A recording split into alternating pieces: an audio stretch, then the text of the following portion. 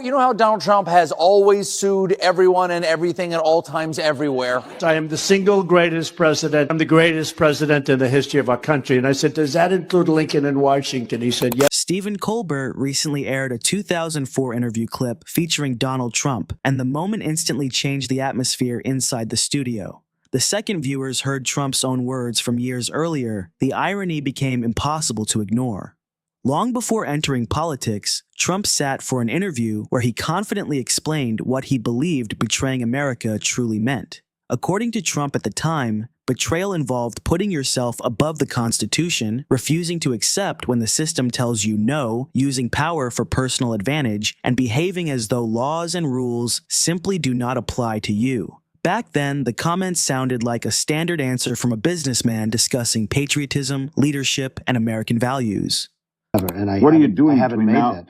I mean, all that's happening now is people are coming out with polls. It was sort of interesting. The one sort of negative poll I had was on Newsweek, and they put me on the cover. So I said, how could you write a poll? How could you do a poll like this? And I'm on the cover of Newsweek. And, you know, it was just one of those things. But the polls have been unbelievable.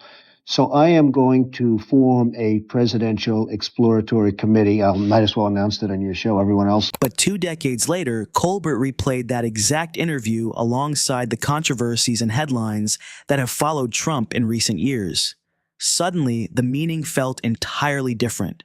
This was just last week, right? Referring to the initial lawsuits that he filed back before he was president, he said this. I have a lawsuit that was doing very well. And when I became president, I said, I'm sort of suing myself. I don't know. How do you settle the lawsuit? I'll say, give me X dollars, right? And I don't know what to do with the lawsuit. It's a great lawsuit. And now I won. It sort of looks bad. I'm suing myself. The audience quickly realized they were hearing Trump describe the very type of behavior critics now accuse him of displaying himself. That realization is what gave the segment such force.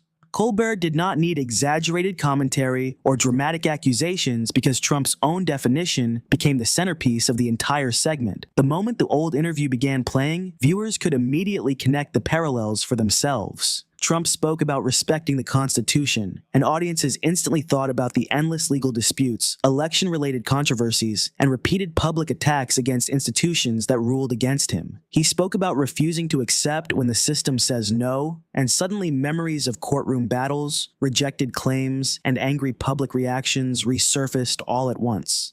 He talked about acting as though the rules do not apply, and critics immediately connected those words to years of investigations, lawsuits, and accusations surrounding both his business dealings and political career. That was what made the moment feel so uncomfortable. The clip was no longer just an old interview.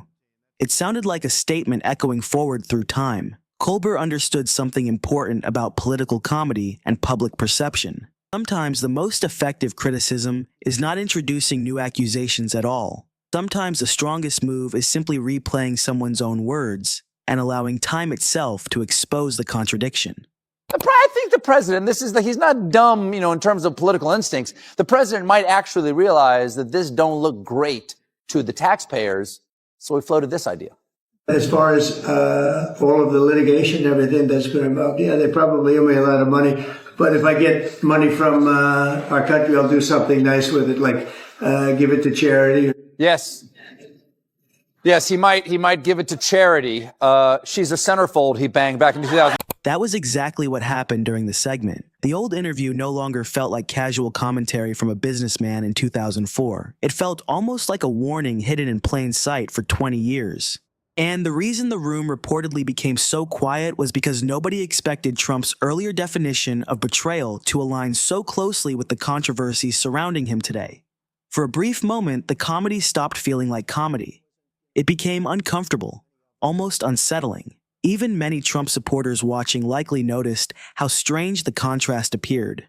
The younger Trump in the interview sounded calm, polished, and conventional while discussing leadership and American principles. But when those same words were placed beside modern headlines and political disputes, it felt as though two completely different versions of the same man were speaking. Colbert leaned into that contrast carefully. He never had to directly label Trump a hypocrite because the audience was already arriving at that conclusion on its own. That is one reason the clip spread so rapidly online. Political attacks between rivals happen every day, but it becomes far more powerful when someone's own archived words return years later and begin working against them. What made the entire moment even more damaging for Trump was that the interview had not been deceptively edited or taken out of context. Trump genuinely said those things. He really did define betrayal using those exact ideas. The only thing that changed over time was the public debate over whether his own actions now fit the definition he once described. That is what gave the segment its emotional weight. Colbert was not inventing a new narrative or forcing a comparison. He was simply replaying history and allowing viewers to judge the contradiction for themselves. By the end of the segment, the silence inside the studio carried more impact than any joke or punchline could have delivered. Because once audiences heard Trump's old words placed beside the reality of current controversies, the contradiction became impossible to ignore.